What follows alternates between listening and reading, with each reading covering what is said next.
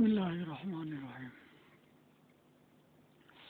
جہاد کے بارے میں کچھ ایسی افواہیں ہیں کہ ہمارا خیال وہ اس بارے میں ان افواہوں کا یا ان سوالات اور شبہات کا ازالہ کر دیا جائے۔ آج کل یہ بات ہو رہی ہے جی مسلمان جو ہے بالکل گلٹ فیل نہ کریں، اپنا قصور شمار نہ کریں، یہ نہ کریں اور وہ نہ کریں۔ فلسطین میں جو کچھ ہو رہا ہے یا دنیا میں کسی بھی کونے میں مسلمانوں کے ساتھ جو ظلم و زیادتی ہو رہی ہے اس میں کوئی دوسرا مسلمان جو نا وہ فیل نہ کرے۔ یہ فوجوں کی ذمہ داری ہے، اور فوجی جو ہیں اتنی ناکارہ ہیں یا اتنی نہتی ہیں، اتنی جدید ہتھیاروں اور اسلحے، جدید سائنس سے، جدید ٹیکنالوجی اور جدید جو جس سے اسلحے ہیں ان سے وہ یا تو ناواقف ہیں، اگر واقف ہیں تو ان کے پاس اتنا مال دولت نہیں ہے کہ وہ اس سے خرید کے ان کا مقابلہ کر سکیں۔ اب بات یہ کہ غزوہ بدر میں 313 اور دوسری طرف کتنے تھے؟ 1000 سے بھی زائد تھے، اور وہ مسلح تھے، اس سے بھی زیادہ وہ طاقتور تھے، جو قرآن کہہ رہا ہے۔ قرآن نے واضح کہا وَلَقَدْ نَصَرَكُمُ اللَّهُ بِبَدْرٍ وَأَنْتُمْ أَذِلَّةٌ، کہ ہم نے اس وقت مدد کی بدر میں جب آپ بالکل کمزور تھے، نہتے تھے، بالکل ہر لحاظ سے، مالی لحاظ سے، حیثیت کے لحاظ سے، یعنی معاشرے میں جو حیثیت ہے اس کے لحاظ سے، لیکن آپ نے کیا۔ اور پھر یہ کہنا جی یہ جو ہے جہاد کا کلچر یوں ہے وہ ہے۔ قرآن میں وَأَعِدُّوا لَهُم مَّا اسْتَطَعْتُم مِّن قُوَّةٍ وَمِن رِّبَاطِ الْخَيْلِ، کہ ہر وقت ہر مسلمان کے لیے، صرف سیکورٹی فورسز کے لیے نہیں ہے، صرف فوج کے لیے نہیں، ہر کلمہ گو کے لیے۔ نماز کس کے لیے ہے؟ ہر عاقل بالغ کلمہ گو کے لیے ہے۔ اسی طرح وَأَعِدُّوا لَهُم مَّا اسْتَطَعْتُم، یہ فرض کفایہ نہیں ہے۔ فرض کفایہ جہاد کرنا ہے کہ جب ضرورت پڑے تو اس وقت دیکھنا ہے کہ اگر نفری کافی ہے تو پھر، لیکن جب نفری کافی نہیں ہے، اگر نبی علیہ الصلوٰۃ والسلام کے زمانے میں کفار کروڑوں میں تھے، لاکھوں میں تھے، تو اگر یہ مسلمان ہزاروں میں تھے تو ان کے مقابلے میں بہت کم تھے۔ اور آج بھی اگر مسلمان ہیں اربوں میں ہیں تو مسلمانوں سے بہت زیادہ ہے، قوت میں، طاقت میں، افراد میں، حیثیت میں، اکثریت میں وہ بہت زیادہ ہیں۔ وہی ریشو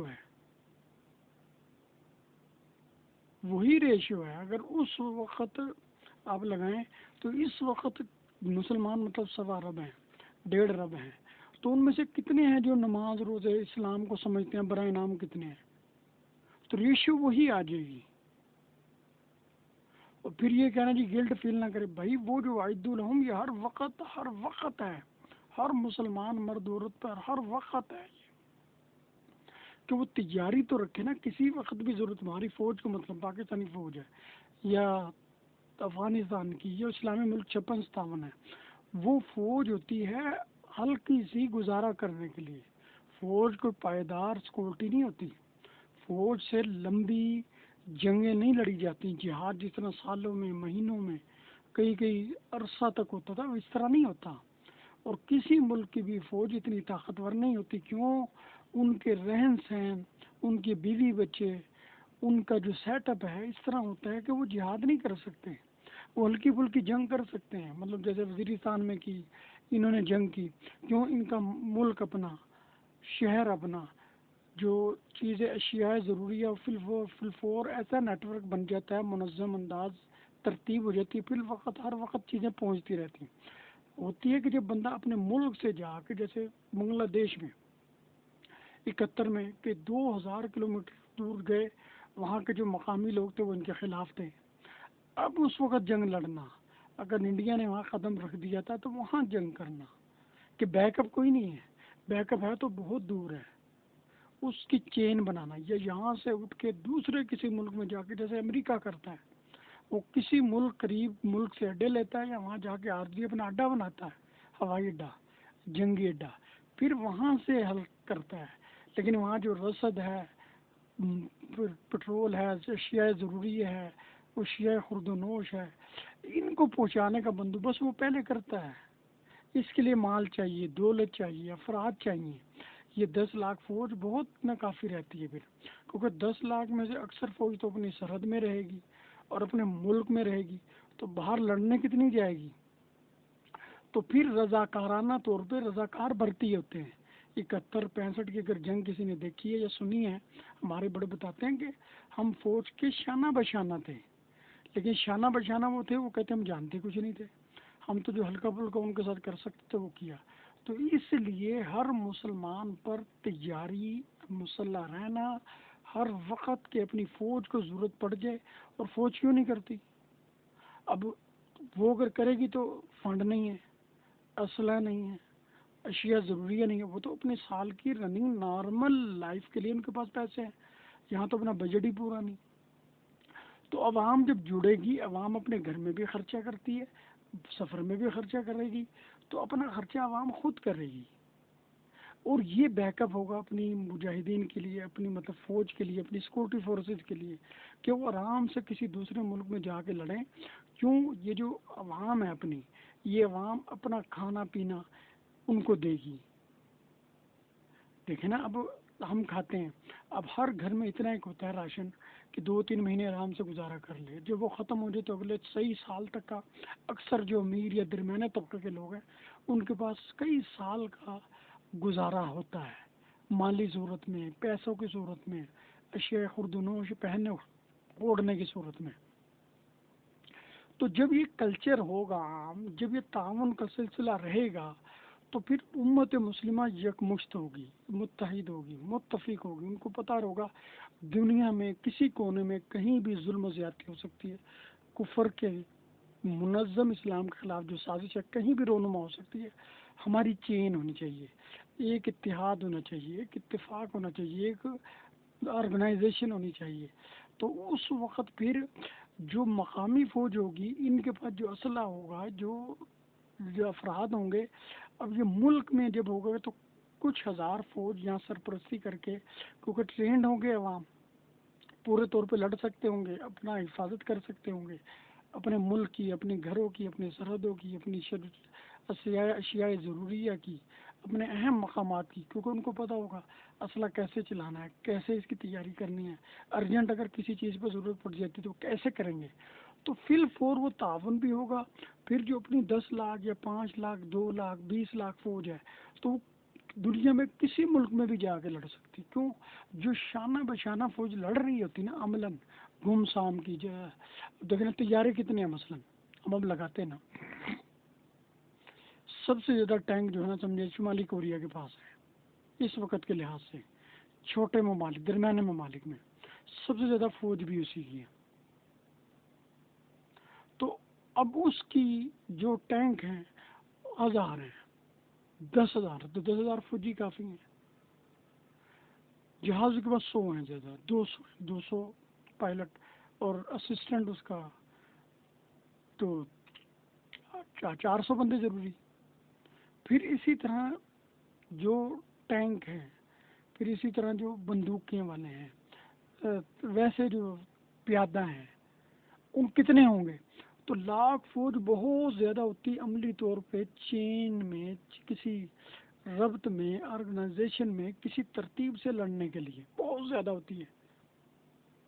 لیکن اس کا جو بیک اپ ہوتا ہے وہ بہت افراد چاہیے ہوتے ہیں۔ مطلب اسلحے کو فی الفور، بعض اسلحہ ایسا ہوتا ہے کہ جو بنا بنایا نہیں ہوتا، اس کو ارجنٹلی تیار کرنا پڑتا ہے فی الفور چلانے کے لیے تیار، ورنہ وہ ایکسپائر ہو جاتا ہے اگر پہلے بنا ہوا ہو۔ تو بہت کم اسلحہ ہوتا ہے جو بالکل ریڈی ہوتا ہے، اس کو فیکٹریوں میں چلانا، اس کو بیک اپ ان کو دینا، افراد کی صورت میں کہ فوجی کہیں زخمی ہو رہے ہیں، بیمار بھی ہو سکتے ہیں، اب وہ موافق بھی نہیں آ سکتی، کوئی ایسٹیمیٹ جو غلط نکل سکتا ہے، تو بیک اپ۔ اور جب عوام اپنے علاقوں میں، سرحد میں، وہ پورے طریقے سے پوری تعاون کرے گی، پورا مسلح ہوگی، جد و جہاد رکھتی ہوگی، تیاری ہوگی، ٹرینڈ ہوگی، تو پھر ادھر سے، پھر اگر اچانک کوئی دوسرا ملک حملہ کر دیتا ہے ملک میں، تو عوام کافی ہوگی ان کے لیے، ان کے لیے جو فوج پیچھے ہے یا اس کا بیک اپ ہے اس کو واپس لانے کی ضرورت نہیں ہوگی، کیونکہ یہ ٹرینڈ ہے، یہ خود لوگ لڑ لیں گے، اپنا حساب خود کر لیں گے۔ اب تو آنے والی فوج اور فورسز کو، جو کم فورسز ہے، اس کے ساتھ یہ اپنے علاقوں میں، گھروں میں، محلوں میں، سڑکوں پہ، چوراہوں پہ، سرحدوں پہ، چھاؤنیوں میں مل کر. تو اب یہ کیسے ہوگا کہ ہر وقت ہر علاقے میں چھونی ہوتی ہے، ہر شہر میں کئی کی چھونی ہوتی ہیں. تو جو قریب لگتا ہے تعلیم کے دوران یا جاب کے دوران، ملازمت کے دوران، ہر انسان ٹائم نکالے، ہفتے میں 2 چھٹی ہوتی ہیں یا 1 چھٹی ہوتی ہے، تو وہ ترتیب سے سیکھتا رہے، تو 1 سال میں بہت اچھا ٹرینڈ وہ ہو جائے گا ہر شہری. یہ کون کرے گا؟ یہ علماء کریں گے، دارالفتہ والے کریں گے، یہ مدارس والے کریں گے، یہ خطباء کریں گے، یہ ائمہ کریں گے کہ ان کو اس کا احساس دلائیں گے. اب کیا ہوتا ہے کہ بالکل انجان رکھا جاتا ہے عوام کو. کیوں؟ اس کی وجہ یہ نہیں کہ یہ جہاد نہ کریں، صرف وجہ یہ ہے کہ اگر ہم نے جو بدماشیاں کرنی ہیں، جو ملک کے دوسرے دشمن ممالک کی ماتحتی کرنی ہے، غلامی کرنی ہے، ان کا ایجنٹ بن کے چلنا ہے، تو جب ہم اگر دیکھیں نا 22 کروڑ عوام ہے، یہاں 10 لاکھ فوج ہے.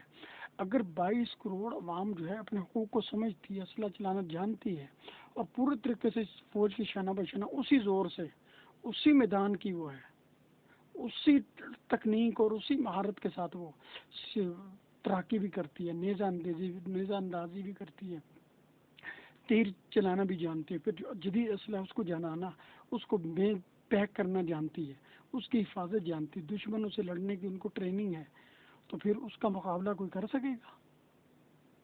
تو 22 کروڑ جو ہوگا تو اب فوج 10,000 نہیں 20,000 دفعہ سوچے گی آئین کی وائلیشن نہ کریں،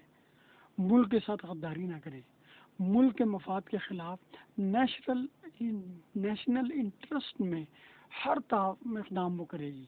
اب کیوں ہوتا ہے کہ اپنی عوام کو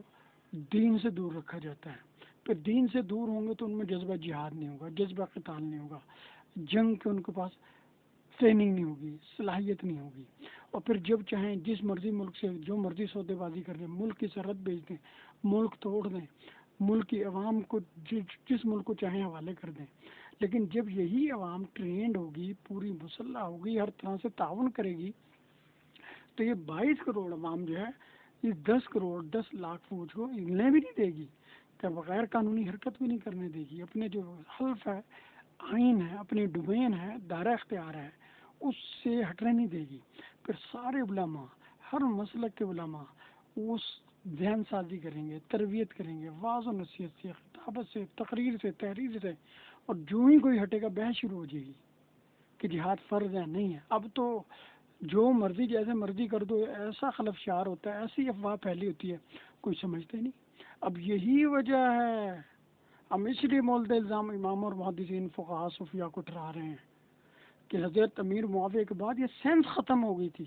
وَأَعِدُّوا لَهُم مَّا اسْتَطَعْتُم مِّن قُوَّةٍ میں کوئی فرض کفایہ فرض عین کا مسئلہ نہیں، وہاں فرض عین ہے ٹوٹلی. وہاں تیاری ہر مسلمان کو. کیا صحابہ میں جب حضرت امیر معاویہ کے زمانے تک کروڑوں مسلمان ہو گئے تھے، ہزاروں نہیں تھے، یہ صرف نبی علیہ الصلوٰۃ والسلام کے حیات تک تھے کئی لاکھ مسلمان. لیکن جب کئی لاکھ مربع کلومیٹر تک مسلمانی حکومت ہوئی، اسلامی حکومت ہوئی، خلافت کا نظام ہوا، نظام عدل چلا، تو کروڑوں مسلمان تھے. اور وہ جو کروڑوں مسلمان تھے، کئی لاکھوں میں مسلمان جو اتنی وسعت ہو گئی تھی، اور کروڑوں میں کافر تھے. اب وہ جو تھے اپنی ساری عوام کو تیار رکھتے تھے، اور وہ یہ نہیں کہ جو مخصوص لوگ ہیں 1,000 10,000 20,000 وہی لڑتے تھے. پوری عوام جو ہے ہر لمحہ، مثلا اب خطیب ہیں، یہ خلیفہ راشد ہیں، ہر شہر کا گورنر ہے، اس کی فوج ہے، وہ ساری فوج تو چلی گئی لڑنے. اب جو صحابہ اور صحابیات ہوتے تھے یہ اپنے ملک کی نظم کو، حکومت کو، اداروں کو چلاتے تھے. اور جو اداروں میں بیٹھا ہوتا تھا، یہ نہیں کہ جو پولیس والا ہے اس کو وہ نہیں لڑ سکتا جنگ، یا جو مدرسے والا وہ جنگ نہیں لڑ سکتا، خانقاہ والا وہ جنگ، علماء جنگ نہیں لڑ سکتے، عوام جو پنجگانہ نماز پڑھتے ہیں وہ جنگ نہیں لڑ سکتے، یا جو ڈاکیے ہیں، پوسٹ آفس کے لوگ ہیں وہ جنگ نہیں لڑ سکتے. ہر بندہ جنگجو تھا، ہر بندہ تربیت یافتہ، ہر بندہ ٹرینڈ تھا، ٹریننگ یافتہ تھا. تو جب ضرورت پڑتی تھی تو سارے سیکھتے تھے. یہ نہیں تھے کم تھے، وہ لوگ بہت زیادہ تھے، بہت زیادہ تعداد میں مسلمان ہو گئے تھے، تو سب پہ ضروری ہوتا تھا. ہر ملک میں، ہر اسلامی ملک میں، ہر گورنر کے ماتحت ٹریننگ کا پورا اہتمام ہوتا تھا. اور یہ جب نہ بھی اہتمام ہوتا، ہر مسلمان کو، ہر جو گلی محلے کا عالم، خانقاہ کا جو صوفی تھا، محدثین تھے، فقہا تھے صحابہ کرام میں، وہ خود ٹریننگ لیتے تھے، خود جا کے جو ماہرین تھے ان سے تیر اندازی اور یہ جو تیراکی ہے، نیزہ زنی، یہ ساری چیزیں جو ماہرانہ ماہر قسم کا مجاہد بنا دیں، یہ چیزیں وہ سیکھتے تھے اپنے ماہرین سے، اور ہر وقت تیار رہتے تھے، مرد بھی عورت بھی، حالانکہ عورتوں پہ جہاد فرض نہیں ہوتا، عورتوں پہ صرف تعاون کرنا فرض ہوتا ہے، عورتوں کا حج ہی جہاد ہوتا ہے، لیکن مسلمانوں کا نبی علیہ الصلوۃ والسلام نے ان کو حج ہی جہاد کیوں قرار دیا؟ بخاری مسلم میں حدیث متواتر میں کرا، عورتوں نے کہا یا رسول اللہ، مرد جاتے ہیں حج کر جہاد کرنے، قتال کرنے، دوسرے ملکوں میں لڑنے، غزوات میں جنگیں کرتے ہیں، ہم عورتوں کے لیے تو ایسا کوئی نہیں ہے۔ آپ نے فرمایا وہ جہاد کننا الحج،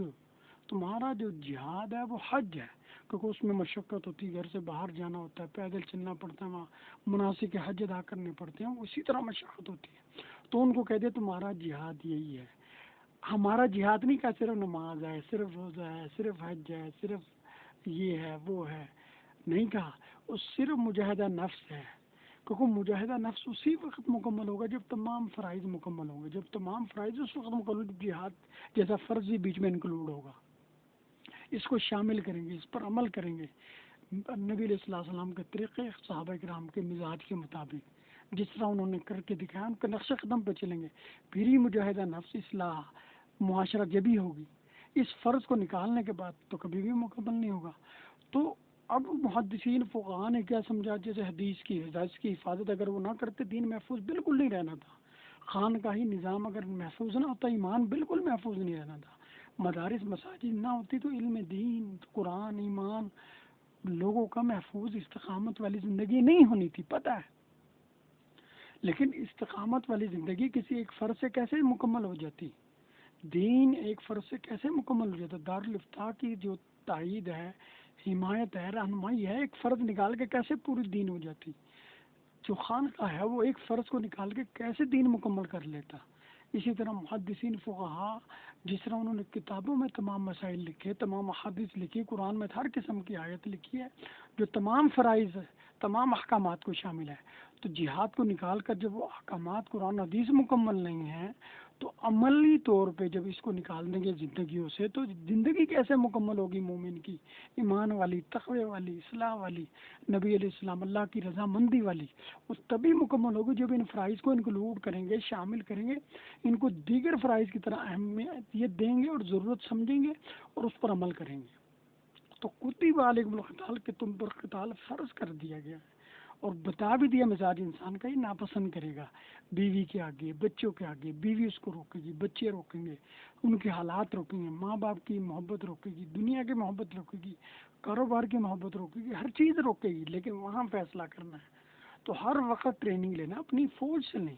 ان کی یہ جو کرنا نا قانون ہاتھ میں لینے کی جو ٹریننگ ہے یہ غلط ہے۔ اب یہ علماء کو اپنے اپنے جوڑیں، بریلوی، دیوبندی، اہل حدیث، شیعہ جو بھی لڑنا چاہتے ہیں، پہلے اپنے علماء کے ذریعے اسی طرح زور ڈالیں جیسے مساجد، مدارس، اپنے اسلامی نظام، اسلامی جو نصاب ہے اپنا مدارس کا، اس کے لیے اس طرح تحریک چلاتے ہیں، بڑے بڑے ایم پی ایم این اے وزراء مشیران سے ملتے ہیں، ان سے ٹیبل کا ٹاک کرتے ہیں، مذاکرات کرتے ہیں، اسی طرح اس کے ایس او پیز بنائیں، ٹرمز اینڈ کنڈیشن طے کریں آپس میں، لیکن کب کریں گے؟ جب احساس ہوگا، ضرورت ہوگی، وہ سمجھ لیا وہ تو ان کا فرض ہے، وہ تو ان کا فرض ہے، باقی چیزیں بھی تو ریاست کا ہی فرض ہوتا ہے، تو باقی چیزوں میں پھر تمہیں کیا تکلیف ہوتی ہے؟ تو یعنی میٹھا میٹھا ہاپ ہاپ اور کڑوا کڑوا تھو تھو والی بات ہے، یعنی آسان لے لیا، مشکل جہاں مرحلہ آیا وہاں پتہ نا ہمیں بھی لڑنا پڑے گا، علماء کو، مفتیوں کو، مشائخ کو، صوفیاء کو، اولیاء کو لڑنا پڑے گا، اور بیوی بچوں کی محبت وہاں تو بھائی ہر قسم کا جنون ختم ہو جاتا ہے جب جہاد میں جاتے ہیں نا، تو جو شیخی ہے کسی قسم کی بھی فن خانی ہے وہ زیرو ہو جاتی ہے ایک منٹ، جب ایک ایک فرد جو ہے جہاد کے نام پہ کوئی لنگڑا ہوگا، کوئی لولا ہوگا، کوئی اندھا ہوگا، کسی کا باپ شہید ہو، کسی کی ماں، کسی کی بیٹی، کسی کی بہن، کسی کا بیٹا، کسی کا تایا، کسی کا پھپھڑ، کسی کا چاچا، یہ ساری قربانیاں ہوں گی، تو یہ جب ہر گھر میں ہوگی تو یہ یاد دہانی کرتی رہے گی، تمہارا تایا شہید ہوا تھا، تمہارا چاچا، تمہارا دادا، تمہارے دادا نے فلاں غزوے میں، فلاں جنگ میں، غزوہ تو نہیں ہو سکتا نبی علیہ الصلوۃ والسلام کے ساتھ وہ ہوتا تھا، تو اب جنگ جو ہوگی، جہاد ہوگی، قتال ہوگی، فلاں سن میں یہ کیا تھا، فلاں تمہاری پیڑھی میں، فلاں سلسلے میں، فلاں تمہاری گوت میں، فلاں قبیلے میں، فلاں برادری میں یہ ہوا تھا، فلاں علاقے میں اتنا عرصہ جنگ لگی تھی، اس میں یہ مشقت ہوئی تھی، یہ کامیابیاں آئی تھی، یہ فوج میں ہوتی نا تقسیم ہر مہینے ہر سال، تمغہ جرات، تمغہ امتیاز، تمغہ شجاعت، تمغہ فلاں فلاں ہوتا ہے نا، پھر عوام میں یہ چیزیں تقسیم ہوتی ہیں۔ اب وہ علیحدہ کر دیا انہیں، یہ علیحدہ، اب ان کے اندر ان کے جو بود و باش ہوتی ہے ہماری ریاست کے حکمرانوں کی، فوجوں کی، عسکری قیادت کی، ان کے آپ رہن سہن دیکھیں، وہ شکل و صورت سے مسلمان لگتے، اپنے کردار سے مسلمان نہیں لگتے، اپنے اعمال سے مسلمان لگتے، ان میں کوئی احساس، ان کو ظلم و زیادتی کی کوئی نشاندہی قرآن و حدیث کی جو متعین کردہ وہ نہیں پتہ، ان کے اولادوں کو، ان کے بچوں کو نہیں پتہ، جب وہ اس لیے ان تمام مصیبتوں سے دور ہونے کے لیے اپنے بچوں کو باہر سیٹل کرتے ہیں، علیحدہ زندگی دیتے ہیں، یاشی فاشی والی۔ آپ جائیں نا چھونیوں میں، آپ جائیں ان کے جو کینٹونمنٹ ایریے میں، ان کے جائیں جو ڈیفینس اور کینٹ کے لیے جو بھی ہیں، ان کے ریٹائرڈ فوجیوں سے ملیں آپ، ان کی اولادوں کو ملیں، اور سوچیں 40 سال فوج میں رہے، 20 سال رہے، 30 سال رہے، کہ کیا جہاد، فلسفہ جہاد، قتال جو نبی علیہ السلام قرآن حکام ہیں ان کو سمجھتے تھے، جو ہم نے ان کو ذمہ داری دے دی، اپنا فرض ان کو دے دیا، اپنے حصے کا ان کو دے دیا، بھائی ہماری طرف سے تم ہی کافی ہو، تو اس لائق تھے، اس کے اہل تھے، اعتماد کے لائق تھے، کیوں اس لیے نہیں کرتے؟ اپنی جان جاتی ہے، پھر خود لڑنا پڑے گا، خود جانا پڑے گا محاذ پہ، خود سرحد پہ لڑنا، دشمن سے خود لڑنا پڑے گا، تو ہم کیا کرتے ہیں، کچھ وہ بیرو قسم کے پودے نکلتے ہیں، وہ قانون ہاتھ میں لیتے ہیں، عسکری قیادت میں حملے کرتے ہیں، اور قانون ہاتھ میں لے کے خود ہی شملے ٹریننگ لے لی، یا یہ لے لیا، یعنی بائی پاس اور شارٹ کٹ کھیلتے ہیں، پھر اس کو مارا، اس کو مارا، اور اس میں معصوم لوگوں کو بھی مارتے ہیں، معصوم عورتوں کو مارتے ہیں، بچوں کو مارتے ہیں۔ یہ کوئی جہاد نہیں، یہ کوئی قتال نہیں ہوتا، اس کو منظم طریقے سے کریں، قانون آئین میں موجود ہے، قانون آئین میں کوئی اس کی ممانعت نہیں ہے کہ آپ فوج سے مطالبہ نہیں کر سکتے، فوج کے شانہ بشانہ نہیں لڑ سکتے، ان کے ساتھ رضاکارانہ طور پہ نہیں شریک ہو سکتے، ان کے ساتھ رضاکارانہ طور پہ شریک ہونے کے لیے ٹریننگ نہیں لے سکتے، تربیت نہیں ان سے لے سکتے۔ اب ہمیں تربیت کیوں نہیں دیتے؟ ان کو پتہ انہوں نے لینی ہے، ہمارے خلاف ہی استعمال، ان جیسے طالبان نے کیا کہ وہ لی، حالانکہ غلطی ہماری ریاست کی تھی اس میں، کہ وہ امریکہ کے کہنے پہ انہوں نے جہاد فرض کیا، امریکہ کے کہنے پہ ان کو دہشت گرد ڈکلیئر کیا۔ قرآن حدیث کا کوئی ایشو نہیں ہے، اپنی عوام کا کوئی ایشو نہیں ہے، اپنی نیشنل انٹرسٹ کا کوئی ایشو نہیں ہے،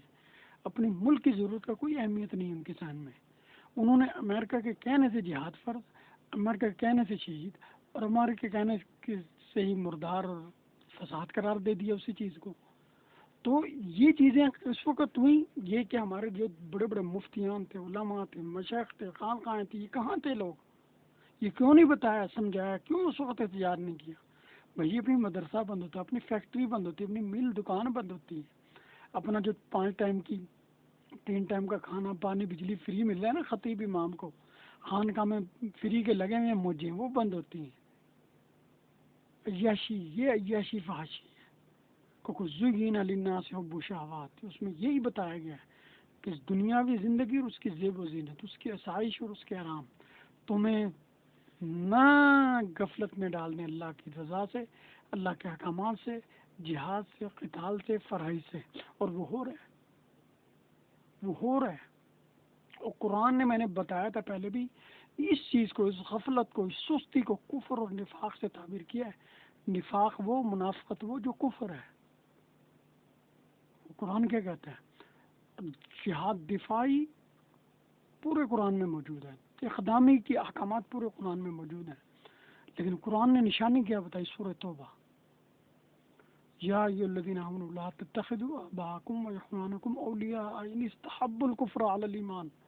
کہ اگر تمہارے ماں باپ اور تمہارے بھائی بہن، یعنی قبیلے والے رشتہ دار بھی، کبھی دوست نہ بنانا، ان کو کبھی اپنا ہم نوا، اپنا حمایتی نہ سمجھنا، اپنا نہ سمجھنا، اگر وہ کفر کو ایمان پر ترجیح دیں، کفریات پر،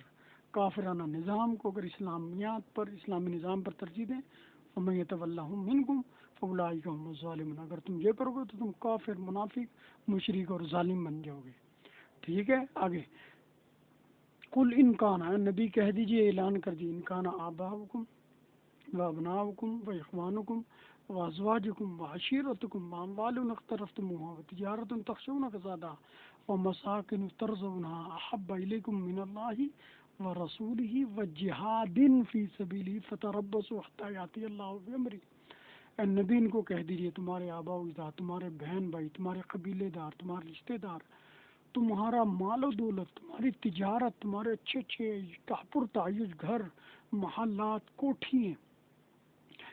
یہ تمہیں اگر زیادہ پسند آئیں، ان کی تمہیں اہمیت اور فکر ہو، اللہ کے رسول پر ایمان لانے سے، ان کی اطاعت کرنے سے، اور اللہ کے راستے میں جہاد اور قتال کرنے سے، تو پھر اللہ کے عذاب کا انتظار کرو۔ پھر تم مسلمان یا مومن، مخلص، متقی، صوفی، عالم، محدث،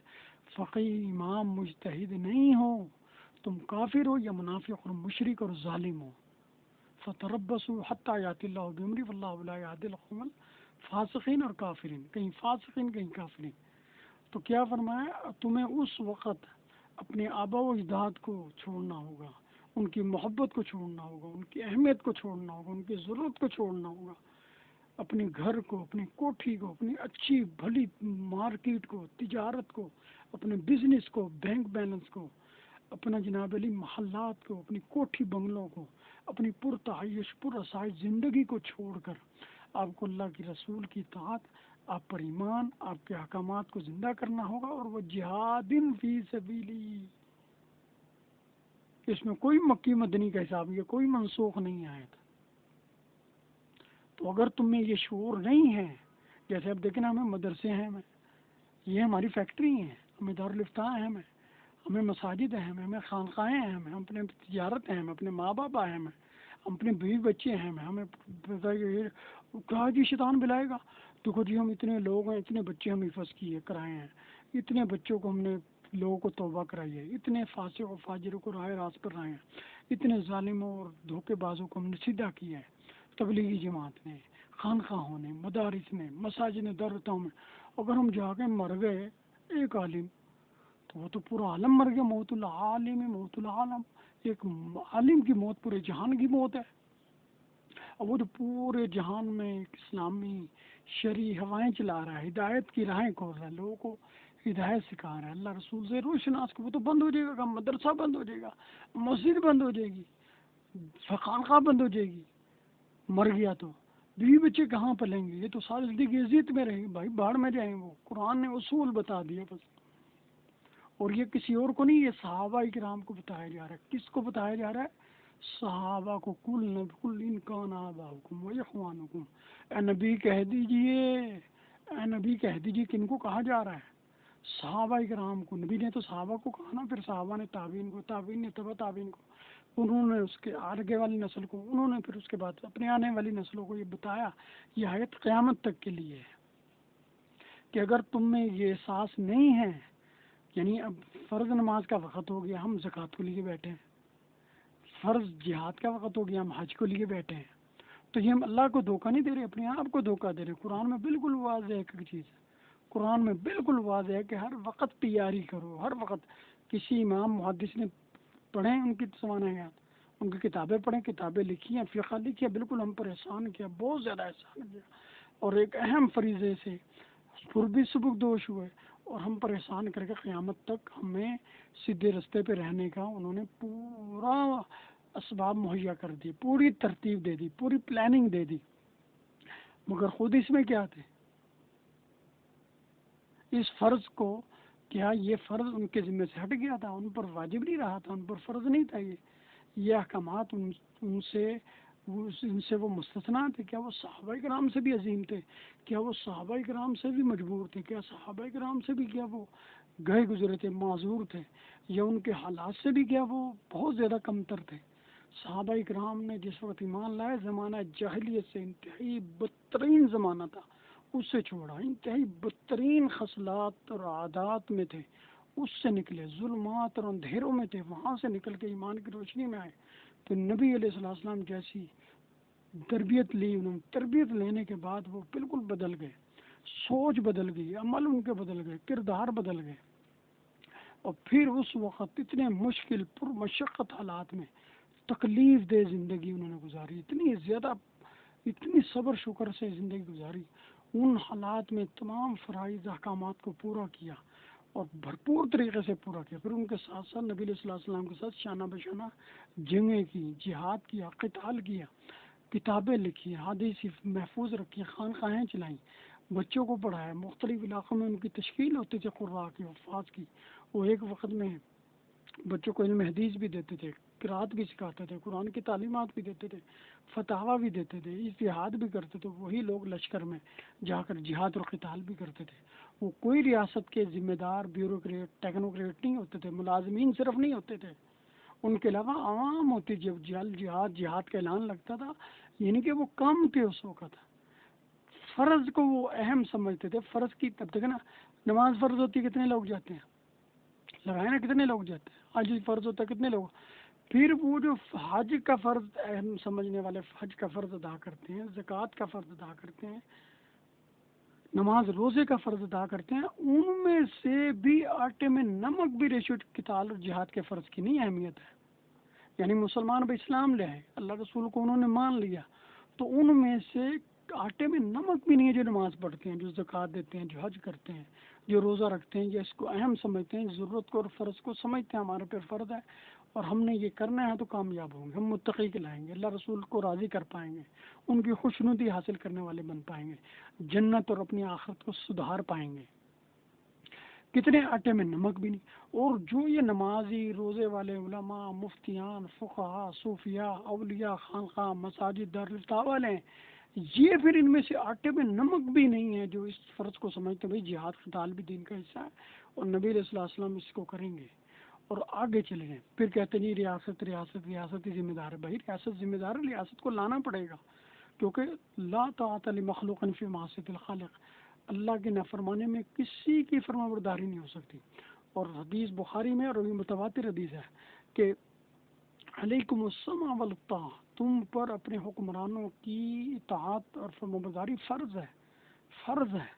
تم پر اپنے حکمرانوں کی بات مانا، علم تکن ما لم یامر بمعصیت،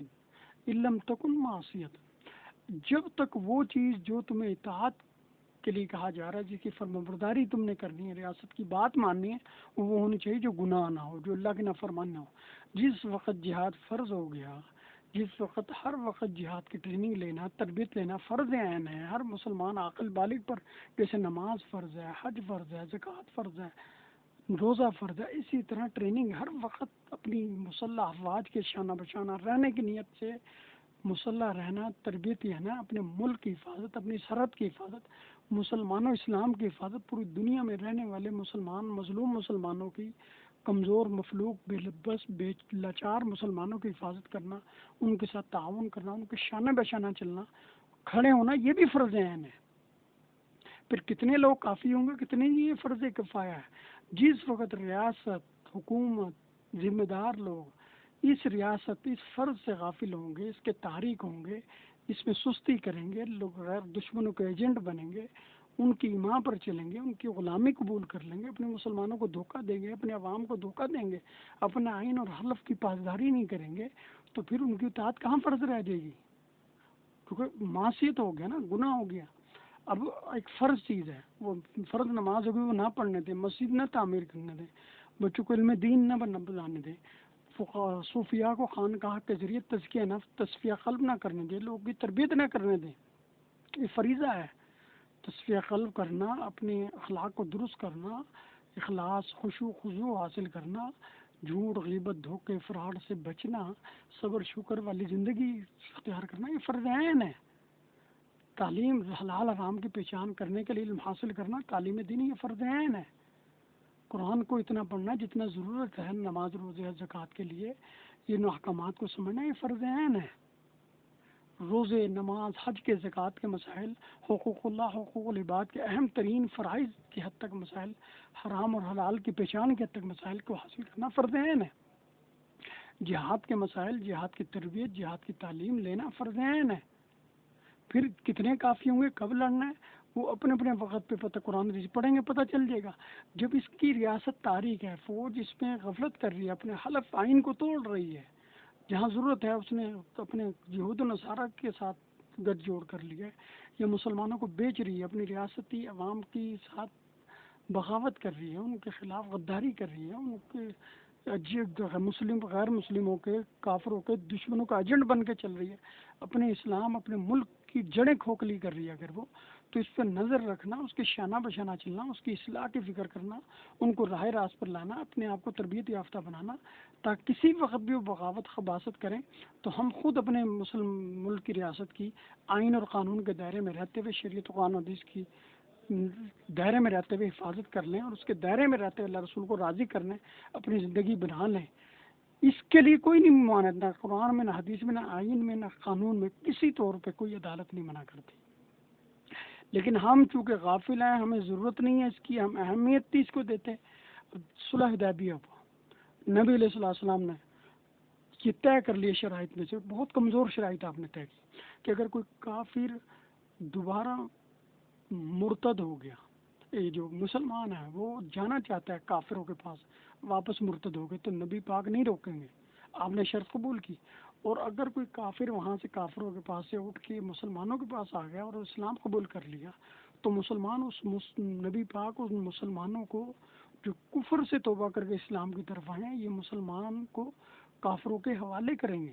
نبی علیہ الصلوۃ والسلام نے اس عہد کو پورا کرتے ہوئے، جس کو کہ صحابہ کرام شروع سے ناپسند کر رہے تھے، وہ کہہ رہے تھے ہم حق پہ اگر ہیں تو ہم اتنی کمزور شرائط، اتنی ناجائز شرائط، ظالمانہ جو شرائط ہیں کفار کی، یہ کیوں مان رہے ہیں؟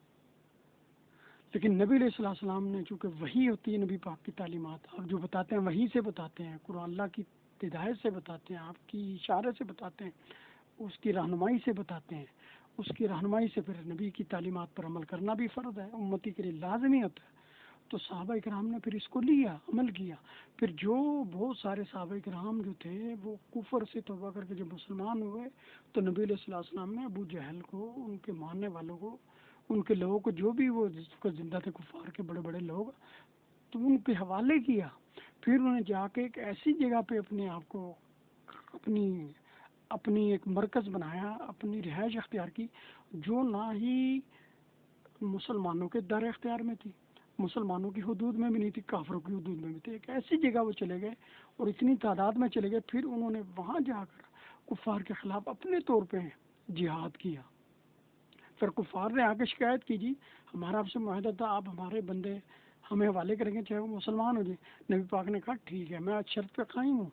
وہ بندے آئے، اسلام قبول اگرچہ کیا، میں نے ان کو شرط کی پاسداری کرتے ہوئے تمہارے حوالے کر دیا، اور وہ تمہارے علاقے سے یا تمہاری سیکورٹی سے بھاگ کر کہیں بھی چلے جائیں اور میری حدود میں نہ رہیں مسلمانوں کی، اور تمہارے حدود میں رہیں. یہ میری شرط میں نہیں تھا، کہیں کہاں لکھا ہے؟ شرط صرف یہ تھی کہ میں مخلصانہ طور پر صحیح طریقے سے شرط کی پاسداری کرتے ہوئے وہ کافر مسلمان، جو کافر مسلمان ہوئے، ان کو آپ کے حوالے کروں. میں نے آپ کی فورسز کے حوالے کیا اور وہ ان کے حوالے ہوئے، وہ لے کے جاتے ہوئے اور اپنے ملک نہیں لے جا سکے، ان سے چھوٹ کے وہ کہیں اور بھاگ گئے جو ہماری حدود میں بھی نہیں ہے، تمہاری حدود میں یہ شرط میں نہیں تھا. انہوں نے اپنے افراد بنائے، اپنے لوگوں کو ٹریننگ دی مسلمانوں کو،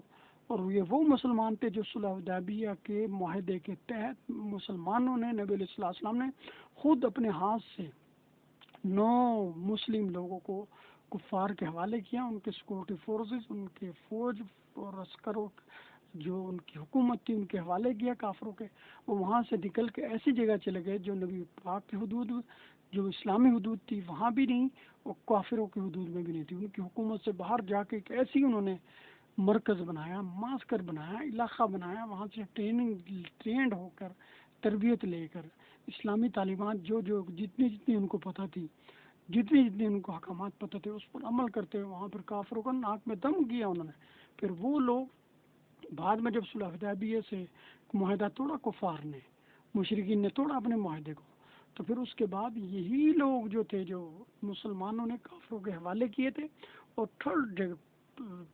پلیس پہ، تیسری جگہ پر جا کے علیحدہ انہوں نے بستیاں قائم کی تھی، اپنا معاشرہ قائم کیا تھا، اپنی اصلاح کی تھی. یہ لوگ پھر آنے والے فیوچر میں مستقبل نبی علیہ السلام کے شانہ بشانہ، صحابہ کرام کے شانہ بشانہ، خلفاء راشدین کے شانہ بشانہ جہاد کرتے رہے. اب یہ نہیں مسجد بنا لی، مدرسہ بنا لیا، خانقاہ بنا لیا، جہاد کی کوئی اہمیت نہیں، کوئی ضرورت نہیں، اس کی ٹریننگ تربیت کی کوئی ضرورت نہیں. اب یہ لوگ باقاعدہ چیک اینڈ بیلنس تھے اپنے معاشروں پہ، اپنی حکومتوں پہ، اپنی ریاستوں پہ، کہ وہ آئین اور قانون اور اپنے حلف کی پاسداری کریں. اب ہم کہاں ہیں؟ ہم کہاں کھڑے ہیں؟ یہ بڑے بڑے مفتیان ہیں، بریلویوں کے، دیوبندیوں کے، اہل حدیثوں کے، بڑے بڑے مساجد والے، مدارس والے، خطباء، ائمہ، علماء، کدھر کھڑے ہیں یہ؟ ریاست کہاں کھڑی ہے؟ ہماری فوج کدھر کھڑی ہے؟ پوری دنیا کے جو مظلوم مسلمان ہیں وہ کہاں کھڑے ہیں؟ ہم اپنے یاشی، فحاشی اور طغیانی بدماشی سے ان کو کیا فائدہ دے رہے ہیں سوائے نقصان کے؟ یہ کیوں ہو رہا ہے؟ یہ چیزیں نبی علیہ السلام کی جو زندگی ہے وہ ہمارے لیے سبق ہے، قرآن حدیث سبق ہے. آپ کے غزوات، آپ کی تعلیمات، صحابہ کرام کے جو جنگیں ہیں، آپ کی جو سیرت ہے، کردار ہے، آپ کے جو معاملات تھے، معاہدات تھے، ہمارے لیے قیامت تک کے لیے مشعل راہ ہیں، قیامت تک کے لیے راہ ہدایت ہے، قیامت تک کے لیے یہ معیار ہے. ہمیں ان کو پڑھ کر سمجھ کے اپنے غور کریں کہ ہم مسلمان ہیں یا نہیں. ہمارے بڑے بڑے محدثین، فقہاء، ائمہ، آٹے میں نمک کے برابر بھی جو اکثریت ہے وہ مسلمان نہیں ہے، یا تو منافق ہے، یا مشرک ہے، یا کافر ہے، یا ظالم ہے، فاسق فاجر. ہم کوئی فتویٰ نہیں لگا رہے. جب آپ پڑھیں گے، ہر مسلمان پڑھے اور وہ سوچے اپنے گریبان میں کہ میں مسلمان ہوں یا نہیں ہوں. میں اتنا سوچتا ہوں، اتنا پڑھنے کے باوجود، کہ اتنا پڑھنے کے باوجود غزوات، آج میری نظر میں غزوات ایسے ہیں جیسے نورانی قاعدہ الف بے یا 1 2 3 10 تک گنتی ہوتی ہے نا، جیسے بچے کے ذہن میں. نبی علیہ السلام کی زندگی کا ایک ایک لمحہ لہجہ جو محفوظ ہے قرآن حدیث میں اس طرح ہے. اس طرح ہونے کے بعد پوری فقہیں ساری، صرف فقہ نہیں، اس وقت جتنی رائج ہیں ان کی اکثر جو بک ہیں بڑی بڑی، وہ اکثر ذہن نشین کرنے کے بعد، پڑھنے کے بعد،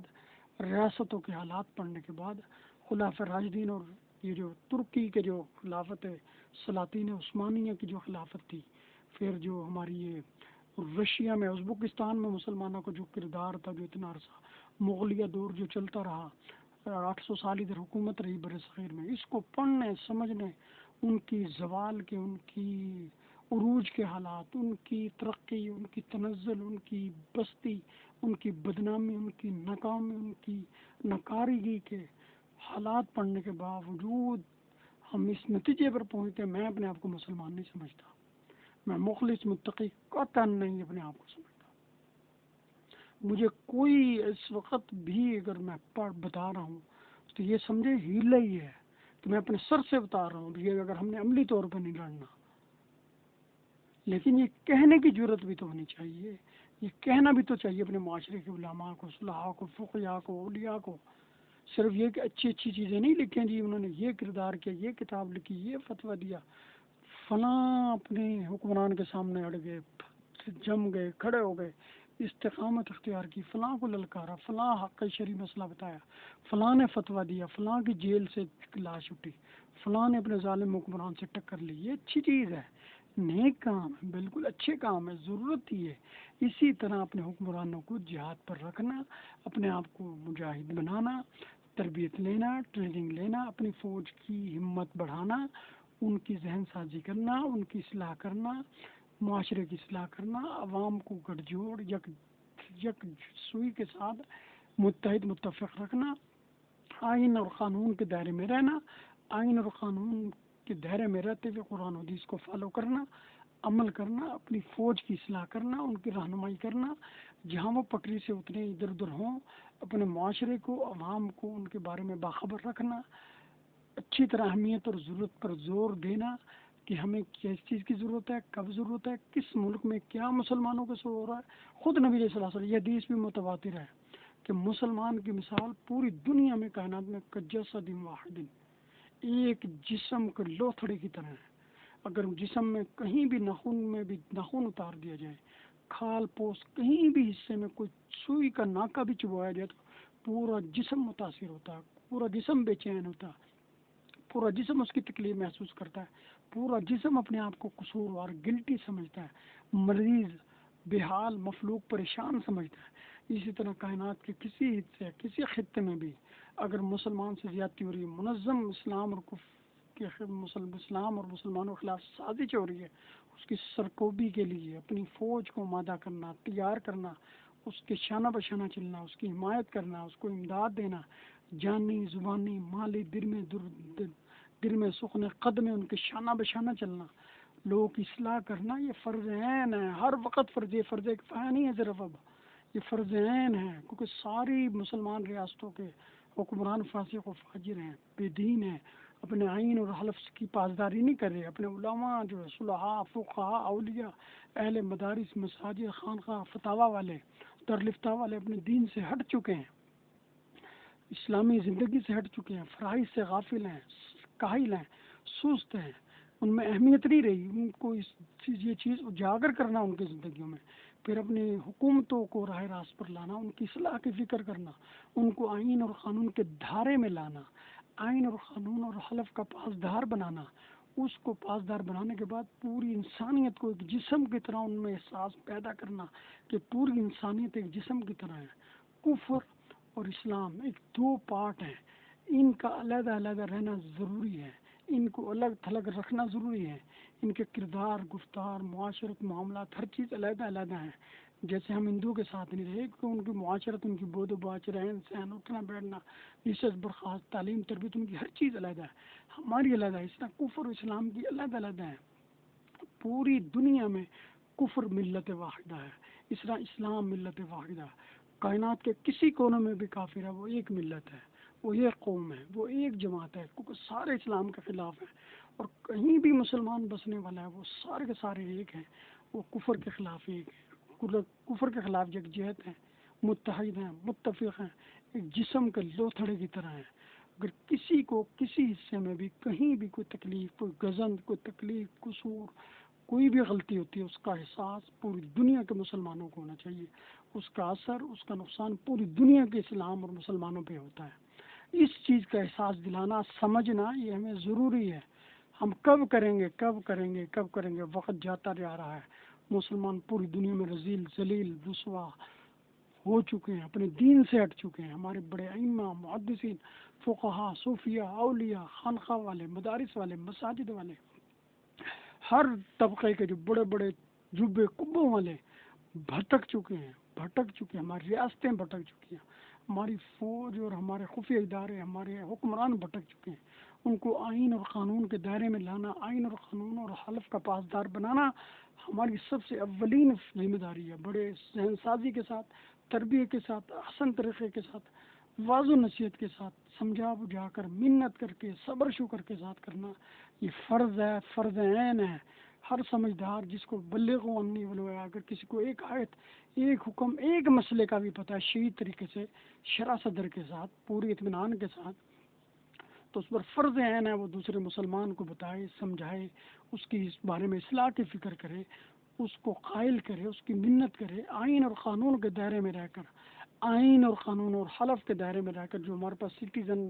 کا جو معاہدہ ہے ہمارا اپنی ریاست کے ساتھ، ہر ہر پیدا ہونے والے بچے کا اس کے ماں باپ کرتے ہیں معاہدہ، ہر بچہ جو شناختی کارڈ بناتا ہے، اپنا سٹیزن شپ لیتا ہے، اپنی شہریت لیتا ہے ملک سے، تو وہ معاہدہ کرتا ہے اپنے ملک سے کہ میں آئین اور قانون اور اپنے حلف کا پاسدار رہوں گا، ایک حلفیہ بیان دیتا ہے، تو ہمارا چونکہ اسلامیہ جمہوریہ پاکستان ہے،